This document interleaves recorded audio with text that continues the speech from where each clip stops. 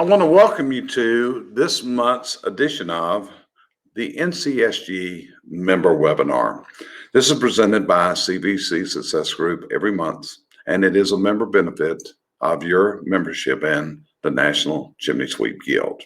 And usually every month, I usually come out with different things that are different ways to improve your business, different ideas, different concepts to help you through challenges. But this month I've decided we need to change that up a little bit. So today you're going to get a history lesson. And it's going to take you back into some of the things that have made a difference in the industry you're in, which is a great industry of chimney sweeping, chimney service to American consumers and in other countries. Because we do have members that are not just in the United States, but in Canada and our European colleagues. Now, in preparation for this particular seminar, I actually sought assistance of others because the title of this is The Road to Indianapolis. How did the NCSG and CSIA end up in Indianapolis, Indiana? So to prepare for this presentation, I actually consulted with some of the people who were very involved at that point to make this a reality. Sadly, some are not involved, no longer with us. So I can't ask for their opinions in this or their input. But in order to properly prepare and make sure I've got the story right, I requested help from several people.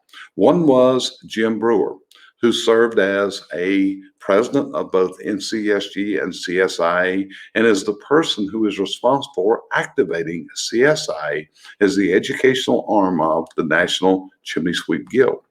Another person that I recruited in this to help me put this together was Victor M. Garden.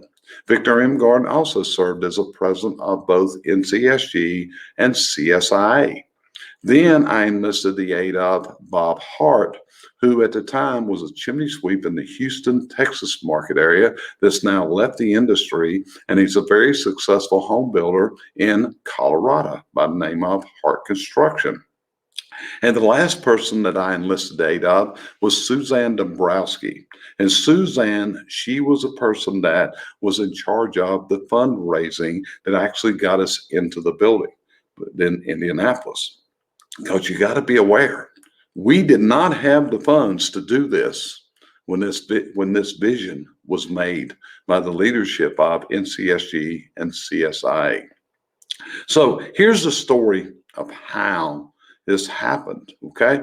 You know, the story of how NCSG and CSI came to have their headquarters and the Chimney Service Tech Center in Indianapolis is one that many of you may not be aware of. So hopefully you're going to learn about this. It wasn't an easy path. It wasn't that one day the leaders of NCSG and CSI decided, hey, let's just pack our bags and let's move to Indianapolis, Indiana. Okay, but what it was, it was a move to have a more central location in the United States for the headquarters of the industry. Okay, but it was also a decision that was made for the goal of providing a national training center for chimney sweep technicians, a place to simply call our own. But in order for you to understand, we got to go back a few years prior to the move so you can understand how this decision and this direction came to be. You see, in the early 1990s, there was a group within the industry that said, we need to build a national training center where we can effectively train incoming members to the industry. And what we decided to do was we got together in Roanoke Rapids, North Carolina at a Holiday Inn. The people that were present for that was one of our dear departed friends who was also a president and one of the primary instructors in our school for many years in the name of Pete Luter. Others that were involved in this meeting was Ashley Eldridge, Jim Brewer, a gentleman by the name of Clint Bernard, who came from Morganton, North Carolina, and myself. So what we did, we got together and we put together in a weekend a curriculum for the school that was going to be held the following summer at the University of Maryland, Catonsville, Maryland campus, which is very near BWI Airport. Now, this idea for a chimney sweep school was also further conceived in Budapest, Hungary, when Pete Luter and Victor Irmgard attended the first meeting of the ESFO Congress that we were ever invited to. We were invited there by Lars Gunnar Borgesson, who was the second vice president of ESFO. To give you an idea of what is ESFO, ESFO is a meeting of the chimney sweep presidents and executive directors and leaders from out the European continent. So they invited the American delegation to attend to build up a network relationship with ESFO. And today, to my knowledge, we are still a guest member of ESFO, which means we're not a voting member, but we are allowed to attend their meetings. And from this, we did build, it came together. How did Lars Gunnar Borgesson become such a friend of ours? Well, this was because a delegation of Swedish chimney sweeps attended the NCSG convention that one year. For those unaware, like I said, the ESFO meeting, it is a meeting of presidents of state, of national guilds. People who usually attend an ESFO meeting are the presidents, the vice president, an executive director, and their technical person. Now, often the executive director is going to also function as the interpreter, the translator for the meeting, because the meeting is often conducted in the German language and also the language of the host country. Well, we were, a group of American chimney sweeps were invited to visit Scandinavian chimney sweep schools. And they visited that year 2 schools in Denmark and in Sweden. And at the conclusion of this group trip, Victor and Pete traveled to Budapest, Hungary to attend the first meeting of ESFO we had been invited to. At that time, Lars was the second vice president, and he was also the president of the Swedish Guild, and Victor and Pete attended as our representatives. But what they saw when they got there over this trip to Denmark and to Sweden and then to ESFO in Budapest was they all of a sudden got this image of how chimney sweeps in European countries were trained and how they were educated and the amount of schooling that these chimney sweep technicians go through and how you went from being a chimney sweep technician into a master sweep because different laws in different countries and regulations were in effect. Well, when Pete and Victor came back from this ESFO meeting, Pete was on fire. And Victor was also very enthused of what we go through. So as leaders of the industry, we recognize that this permanent facility we could call our own was all important. Remember, we were using college campuses in the summer months.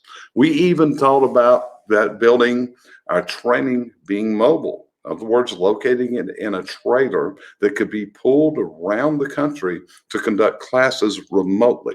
But the end decision at the time was the best thing was to have our own training facility. And I'm going to tell you how we ended up in Indianapolis.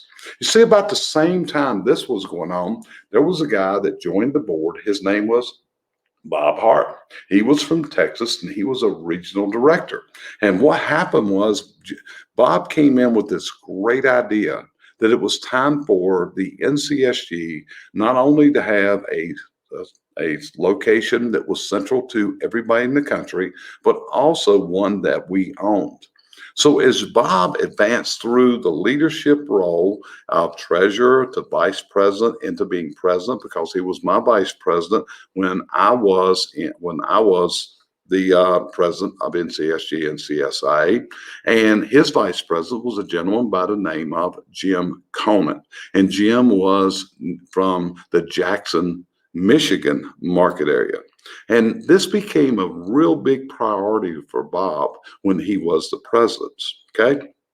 Now, it's really important for you to understand that at the time this decisions were being made, that NCSG totally controlled CSI. In other words, the way it was set up in this time was that the president of NCSG automatically was made the president of CSIA and served as the president of both boards. The president of NCSG appointed the board members to CSIA. However, all board members had to be approved by the NCSG Board of Directors. So over the following months, locations were visited around the country. In central areas, Virginia, we looked at property all over the East Coast and the Midwest. But it was decided that, when the final location decision came down, it was down to two locations. And these were Dayton, Ohio, and Indianapolis, Indiana.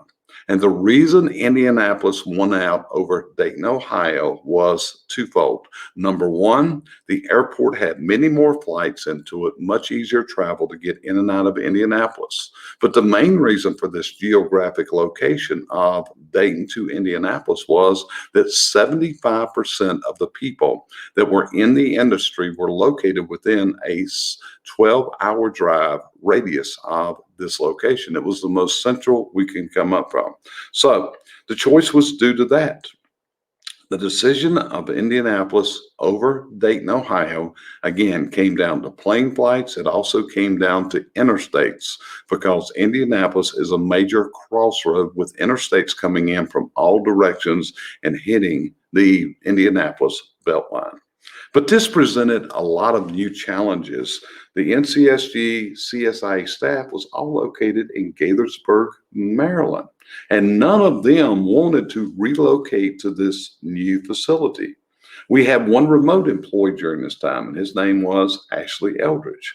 At the time, Ashley was serving as the technical director for the NCSG and also as the education director for CSI.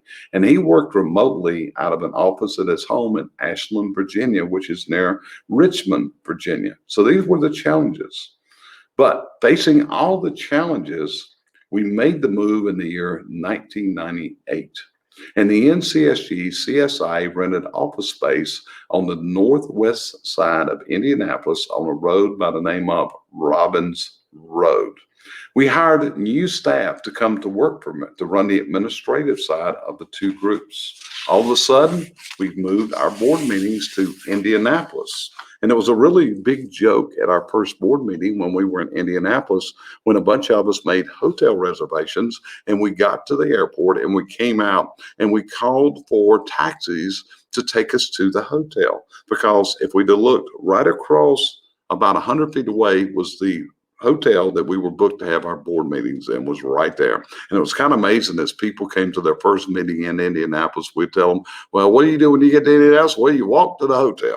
But then we would tell them, okay, it's right across the street. When you walk out of the luggage reclaiming area, just walk right across the street. You'll see that hotel right there. We also found out this hotel had a really sordid past. It had one tower, but we found out later it had two towers. But some years ago, a military jet decided to run into that other tower, and it was kind of gone. In fact, it was kind of a standing joke with one of our board members. He walked down to the hotel desk one day and asked them, says, is it true that a plane hit this hotel some years ago?